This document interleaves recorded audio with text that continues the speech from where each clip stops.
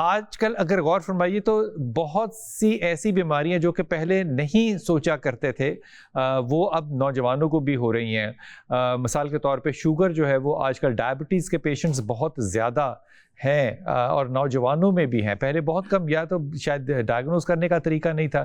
لیکن شوگر کے مریضوں کے ساتھ ساتھ یہ فرمائیے کہ عارضہ قلب جو ہو جاتا ہے, ہارٹ کے جو پرابلمز ہو جاتے ہیں شوگر کے پیشنٹس کو, اس کے بارے میں کیا تحقیق ہے آپ کی کہ ان کو کیا کرنا چاہیے؟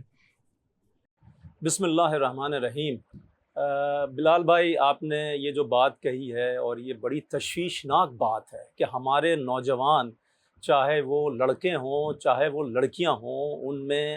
عارضہ قلب کی بیماری ڈائگنوز ہو رہی ہے. اور میرے سننے میں آیا ہے اور کہ 20 سے 22 سال کے ایک لڑکے کو, ابھی میں نے 2-3 سال پہلے سنا, اس کو ہارٹ اٹیک ہوا اچانک اور وہ بچہ مر گیا. میرے گھر کے بالکل نزدیک ایریے میں نے سنا, میں بڑا حیران ہو گیا. پھر اس کے علاوہ میں ایک دن ایک چینل میں بیٹھا تھا, اس دن میں نے سنا کہ ایک اور نوجوان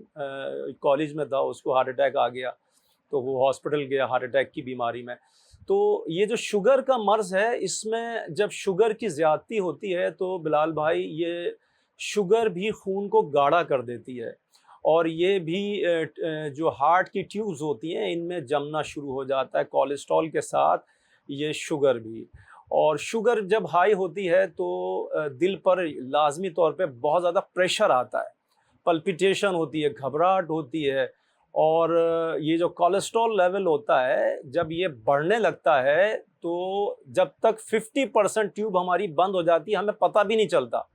70-80% پہ جا کے لوگوں کو احساس ہوتا ہے جب وہ چیک اپ کراتے ہیں, گھبراہٹ بڑھتی ہے, چکر آتے ہیں, یا ان کو دل میں دکھن اور جلن محسوس ہوتی ہے سینے میں. مطلب ایک مٹھی کے برابر اگر آپ کو ایک جگہ تکلیف ہو رہی ہے تو اس دل کی بیماری کی نشانی ہے. کچھ لوگوں کو چلتے چلتے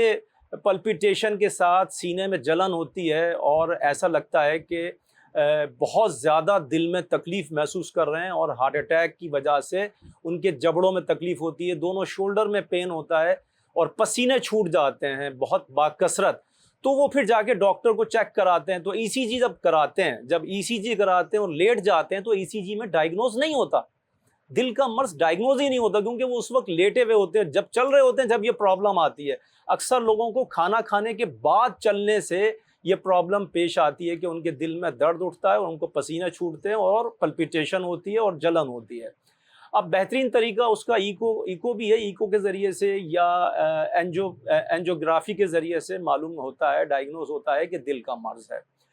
اب دل کے مرض سے بچنے کے لیے جو تدابیر ہیں وہ بہت ہی آسان ہیں, لیکن اس پر ہماری آج کل کی نوجوان نسل پہ پہلے بات کر رہے ہیں ہم, کہ نوجوان نسل جو یہ فاسٹ فوڈ ہے یہ نہیں چھوڑتے ہیں. کتنا بھی سمجھا لیا جائے انہیں کہ بھائی اس سے آپ پرہیز کریں یا اس کو کم استعمال کریں, اعتدال کے ساتھ استعمال کریں, لیکن یہ جو یونیورسٹی کے بچے ہیں, یہ جو کالجز کے بچے ہیں,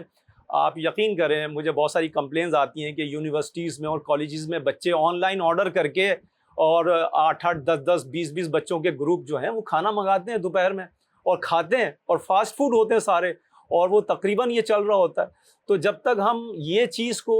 ہم اس کا متبادل ہم یہ رستہ اختیار نہیں کریں گے کہ ہم آرگینک کھانے گھر سے بنا کے لے کے جائیں اور ان کا استعمال کریں, اور یہ جو گوشت کا استعمال ہے جیسے کہ بقرعید کا سما ہے, گوشت کا جو استعمال ہے اس سے بھی عارضہ قلب بھی پیدا ہوتا ہے, اور اس سے تیزابیت بھی معدے میں اور سینے میں پیدا ہوتی ہے, اور کینسر کا بھی باعث بنتا ہے. صرف دل کے مرض پیدا نہیں ہوتے, گوشت کی بہت زیادہ زیادتی ہو, ہر چیز اعتدال کے ساتھ کھانے کا حکم ہے.